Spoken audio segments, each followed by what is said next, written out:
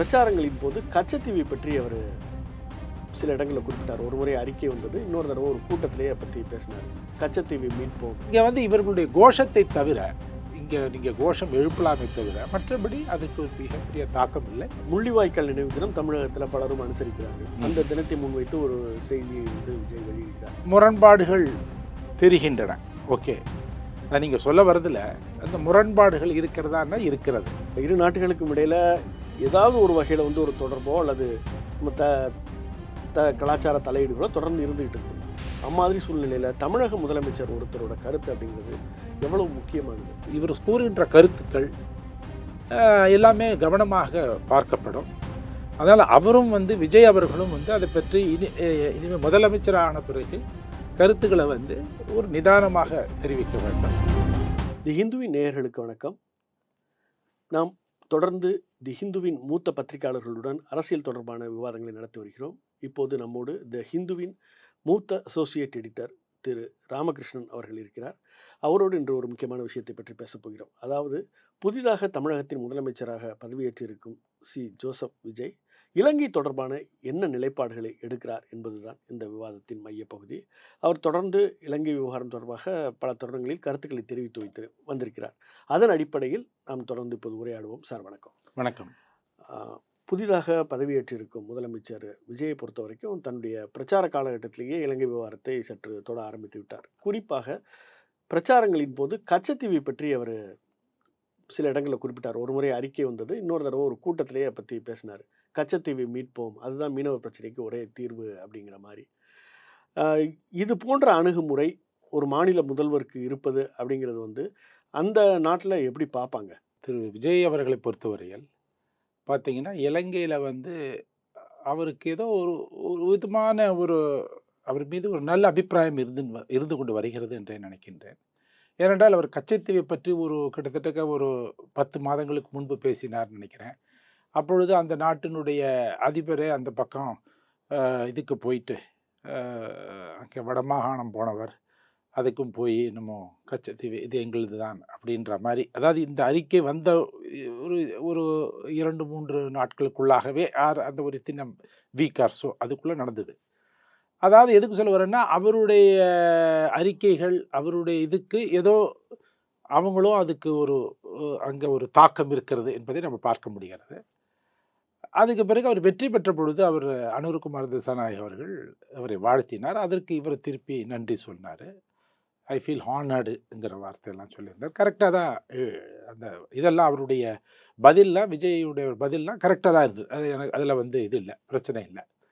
இப்பொழுது நீங்கள் இந்த கச்சத்தீவை மீட்போம் என்பது சொல்லுகின்ற கோஷம் இருக்கிறது இல்லையா, இது தமிழ்நாட்டிலிருந்து புதிதாக வருகின்ற கோஷம் அல்ல, கோரிக்கை அல்ல.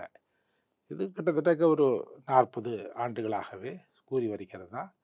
ஜெயலலிதா அவர்கள் மிகவும் ஆக்ரோஷமாக கூறிய காலங்கள்லாம் உண்டு. அதற்கு பிறகு ஜெயலலிதாவே என்ன பண்ணாங்கன்னா, ஒரு கட்டத்தில்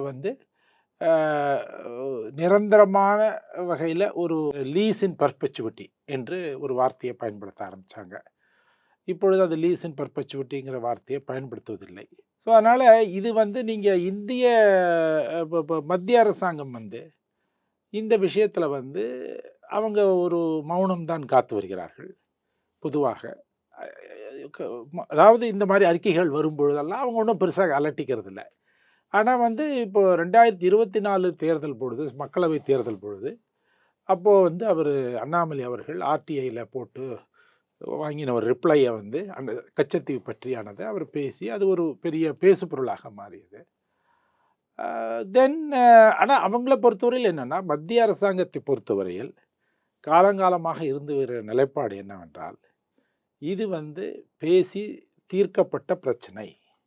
ஓகே, இதை நீங்கள் இந்த குட்டையெல்லாம் இதை பண்ணாதீங்க, இதை திருப்பி சொல்லிட்டு இருக்காதீங்க. இதை பற்றி நீங்கள் இனிமேல் இந்திய நலனுக்காக இந்த முடிவை அப்பொழுதைய பிரதமர் எடுத்தார் என்று வாஜ்பாய் அவர்கள் ஜெயலலிதாவுக்கு ஒரு கடிதத்தில் எழுதிட்டார். அதனால் இதை நீங்கள் இந்த பிரச்சனையை பேசிகிட்டே இருக்காதீங்க, வேறு ஏதாவது பேசுங்க அப்படின்ற சொல்கிற அளவுக்கு என்னென்னா அந்த கடிதத்தை எனக்கு ஒரு அதிகாரி காட்டினார். அதனால் அது இவ்வாறு தான் இருந்து வருகிறது. இதில் நீங்கள் கச்சத்தீவு மீட்பதனால பிரச்சனைகள், மீனவர் பிரச்சனைகள் தீர்க்க முடியுமாங்கிறது இன்னொரு பாயிண்ட்டு. பட் இங்க வந்து இவர்களுடைய கோஷத்தை தவிர, இங்க நீங்க கோஷம் எழுப்பலாமே தவிர, மற்றபடி அதுக்கு ஒரு மிகப்பெரிய தாக்கம் இல்லை. ஆனால் பொதுவாக அவருக்கு ஒரு அவர் மீது ஒரு நல்ல அபிப்பிராயம் இருக்கிறது, விஜய் மீது. ஸோ இதை நான் பயன்படுத்தி 2 நாட்டு உறவுகளும், தமிழர்களுடைய 2 இடத்துலயும் தமிழர்கள் இருக்காங்களா, அதை நம்ம பலப்படுத்துவதற்கு முயற்சிகள் எடுக்கணும். இல்ல, நீங்க சொல்ற மாரி நல்ல அபிப்பிராயம் இருக்கிறதா? அல்லது அவர் ஒரு சக்தி வாய்ந்த முதலமைச்சர், சக்தி வாய்ந்த நபர்ன்னு நினைக்கிறாங்களா? ஏன்னா, வெளியுறவுத்துறை அமைச்சரே ரியாக்ட் பண்றாரு. விஜித்த ஹேரத்தே வந்து அதெல்லாம் முடியாதுங்கிறாரு. அதேபோல ஜீவன் தொண்டைமான் வந்து அவர் மீனவர் பிரச்சனையை தீர்ப்பதற்காக இங்கே விஜயம் செய்யணும்னு நாங்க எதிர்பார்க்குறோம் அப்படின்லாம் சொல்றாங்க. ஸோ விஜயால சில விஷயங்களை செய்ய முடியும். அவர் இத பத்தி பேசுறது நம்மளுக்கு சிக்கல் அப்படின்னு நினைக்கிறாங்களா? என்னை பொறுத்தவரையில் அவங்களுக்கு வந்து இப்போ அனுரகுமார திசாநாயக்கா இவர் முதல்வர் ஆனதுக்கு அவர் ஏன் பாராட்டு தெரிவிக்கணும்? ஒரு நல்ல எண்ணம் இருந்தால் தானே அவர் பாராட்டு தெரிவிப்பார். ஓகே, இது எத்தனையோ நாட்டில் இது இது அவங்க உள்நாட்டு பிரச்சாரம். இதாவது நீங்கள் வந்து பொதுவாக வெளிநாட்டு பிரதம மந்திரிகளோ, வெளிநாட்டு ஜனாதிபதிகளோ, குடியரசுத் தலைவர்களோ, அந்த இன்னொரு நாட்டினுடைய குடியரசுத் தலைவர் பிரதமர் மாறும் பொழுது வாழ்த்து தெரிவிப்பது இயல்பு நடக்கு. ஆனால் தமிழ்நாட்டில் நடக்கிறதுக்கு அவர் சொல்லணுமான்னா அவசியம் இல்லை. அது கூடாதுன்னு நான் சொல்லலை, செய்தது தவறு என்று சொல்லவில்லை, அது தேவையில்லை. இருந்தாலும் செய்திருக்கிறார் என்றால் அப்பொழுது ஒரு நல்லெண்ணம் வந்து இருக்கிறது, அவன் மேலே ஒரு நல்ல அபிப்பிராயம் இருக்குது. இவர் புதுசாக வந்திருக்காரு, இவர்கிட்ட நம்ம ஏதாவது சில புதிய முன்னெடுப்புகளை நம்ம எடுத்து செய்யலாம் அப்படிங்கிற ஒரு நம்பிக்கை கொடுக்குறாரு என்று தான் நான் நினைக்கிறேன். இது ஒரு அதனால் இது ஒரு ஆக்கப்பூர்வமான விதத்தில் தான் அதை பார்க்கணுமே தவிர அரசியல் வித்தியாசங்கள் இருக்கலாம். ஆனால் இப்போ வந்து ஒரு குட்வில் அவருக்கு இருக்குது, விஜய் அவர்களுக்கு. அதை நம்ம 2 நாட்களும் பயன்படுத்தி 2 நாடுகளும் பல இடங்களில் நம்ம வந்து கூட்டுறவு செய்ய வேண்டியிருக்கு. அதுக்கான ஏற்பாடுகளை செய்ய முடியுமா என்பதை பார்க்க வேண்டும். இந்த கச்சத்தீவு விவகாரத்தை பொறுத்த வரைக்கும் தமிழக மீனவர்களின் நலனை முன்வைத்து அவர் பேசினார். இப்போ மே 18ஆம் தேதி வந்தப்ப முள்ளிவாய்க்கால் நினைவு தினம் தமிழகத்தில் பலரும் அனுசரிக்கிறார்கள். அந்த தினத்தை முன்வைத்து ஒரு செய்தியை வந்து விஜய் வெளியிடுகிறார். அதில் வந்து முள்ளிவாய்க்காலின் நினைவுகளை இதயத்தில் ஏந்துவோம், கடல் கலந்து வாழும் தமிழர்களின் உரிமைக்காக ஒற்றுமையாக இருப்போம் அப்படின்னு குறிப்பிடுகிறார். அது ஒரு இலங்கை தமிழர்களின் உரிமை சார்ந்த ஒரு குரலாக இங்கிருந்து வெளிப்படுகிறது. இது இரு நாட்டு உறவுகளில் எம்மாதிரி ஒரு தாக்கத்தை ஏற்படுத்தும்? அதே போல் அவர் கச்சத்தீவுங்கிறது இங்கே இருக்க மீனவர்களுக்காக கேட்டுவிட்டு இந்த மாதிரி ஒரு விஷயத்துக்கும் குரல் கொடுக்கிறது அங்கே இருக்க தமிழர்கள் எப்படி பார்ப்பாங்க? அதில் நீங்கள் சொல்கிற மாதிரி ஒரு ஒரு முரண்பாடுகள் தெரிகின்றன. ஓகே, நீங்கள் சொல்ல வரதில் அந்த முரண்பாடுகள் இருக்கிறதான்னா இருக்கிறது.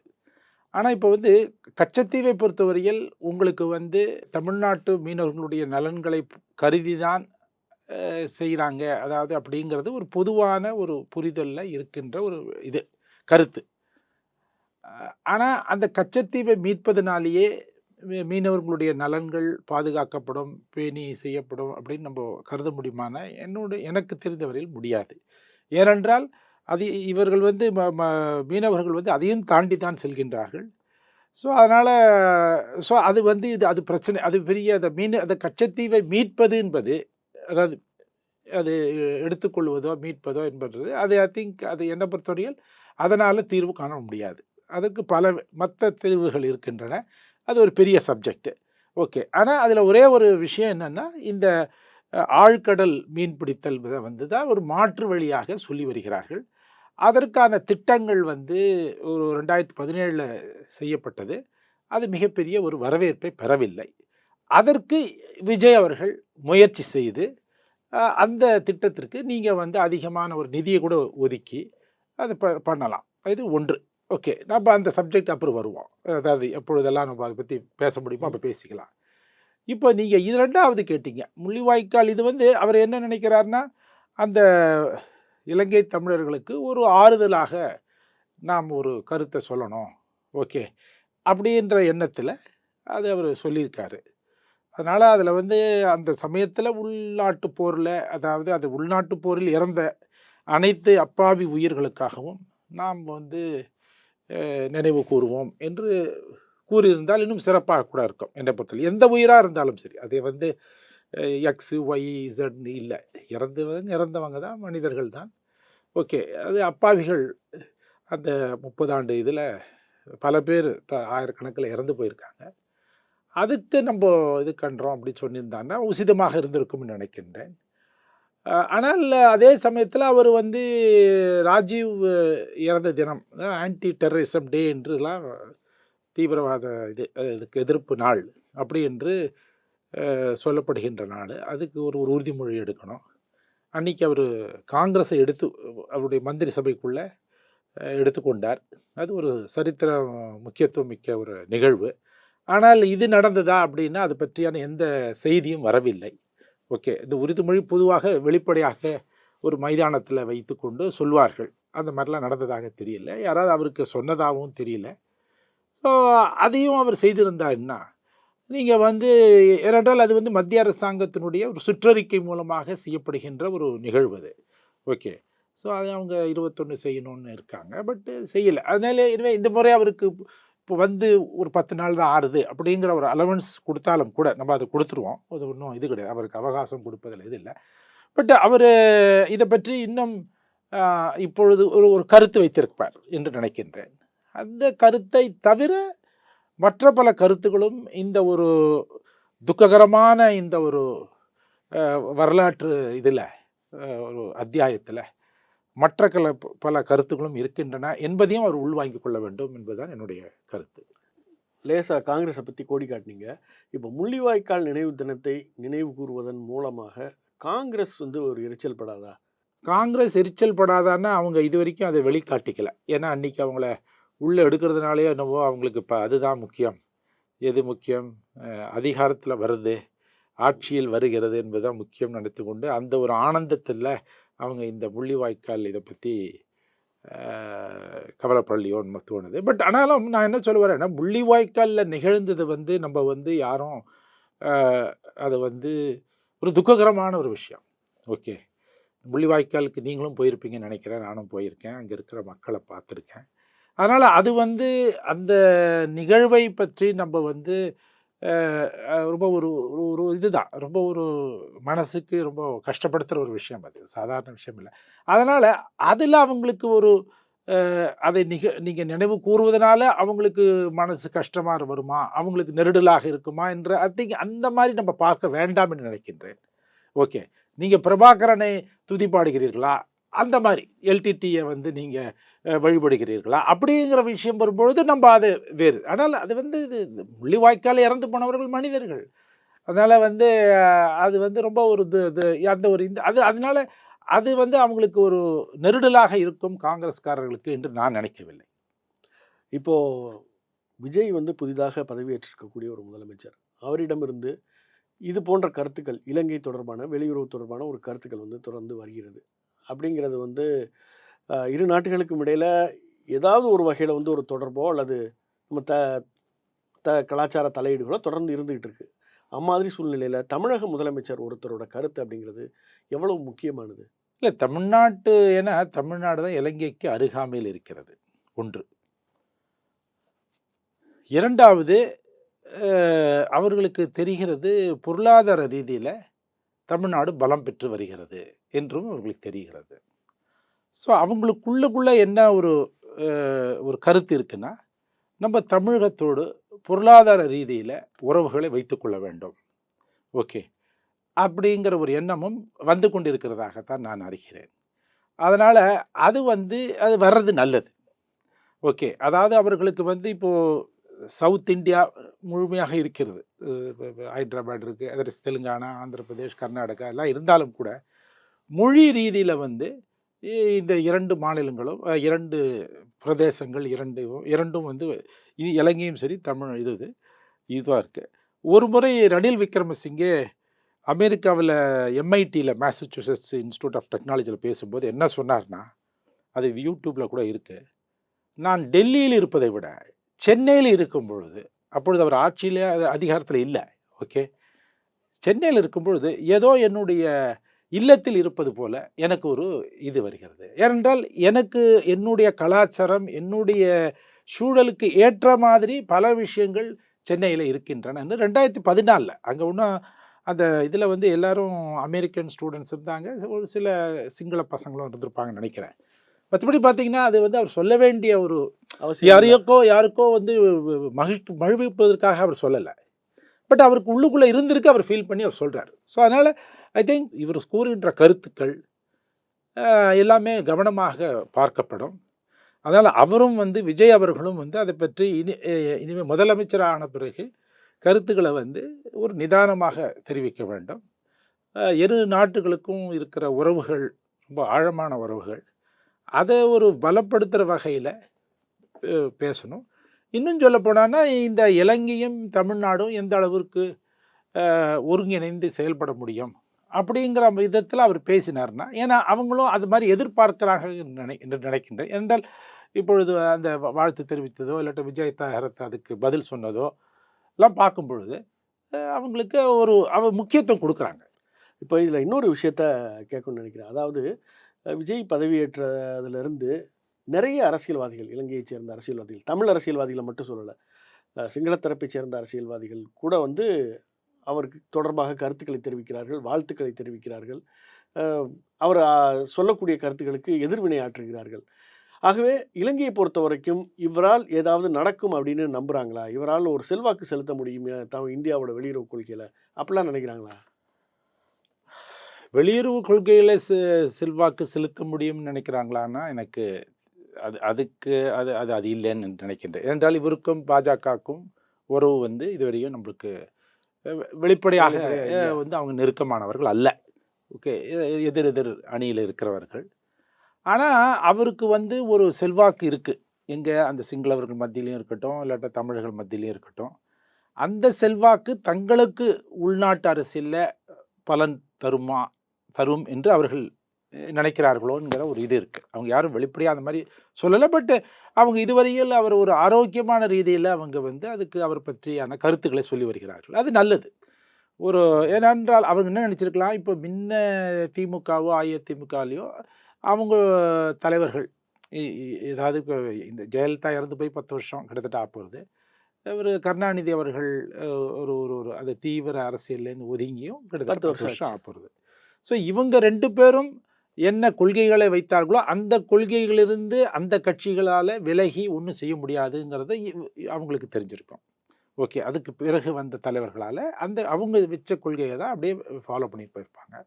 ஆனால் விஜய் ஒரு புதிய சக்தினால் அவர் ஏதாவது ஒரு புதிய துவக்கத்தை அவரால் செய்ய முடியும் அப்படிங்கிற ஒரு நம்பிக்கை அவர்களுக்கு இருக்கிறதாக நான் நினைக்கின்றேன்.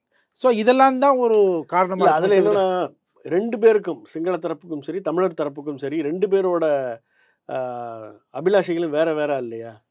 அப்படி இருக்கும்போது 2 பேருக்கும் ஒரு பொதுவான நபரா விஜய் அபிலாஷைகள் வேறு வேறு. பட் ஆனால் அவர் என்னன்னா நான் என்ன சொல்கிறேன்னா ஓகே, இவரோட நம்ம இது வைத்து கொள்ளலாமே, நல்ல ஒரு வைத்துக்கலாம் வந்து பொருளாதார. ஏன்னா இப்பொழுது வந்து 2022 இலங்கை பொருளாதாரம் மிகப்பெரிய சரிவை கண்டது. இப்போது மீண்டும் அது மிகப்பெரிய சரிவு காணப்போகிறதோ அப்படிங்கிற கவலைகள்லாம் அங்கே இருக்கிறவர்கள் சொல்லி கொண்டு வருகிறார்கள். ஓகே, அந்த IMF கொடுத்த இதெல்லாம் வந்து ஒரு 5 ஆண்டு கால இது மார்ச் ஏப்ரல் 2027 முடிய போகிறது. கிட்டத்தட்ட இன்னும் ஒரு 10 மாத காலம்தான் இருக்குது. ஸோ அதனால் அவர் பொருளாதார ரீதியில் இந்தியான்னு சொல்கிறத விட தமிழ்நாட்டோட அவங்க வந்து உறவுகளை வைத்து கொண்டால் அது அவங்களுக்கு பலன் தரும் என்று அவர்கள் நினைக்கலாம்.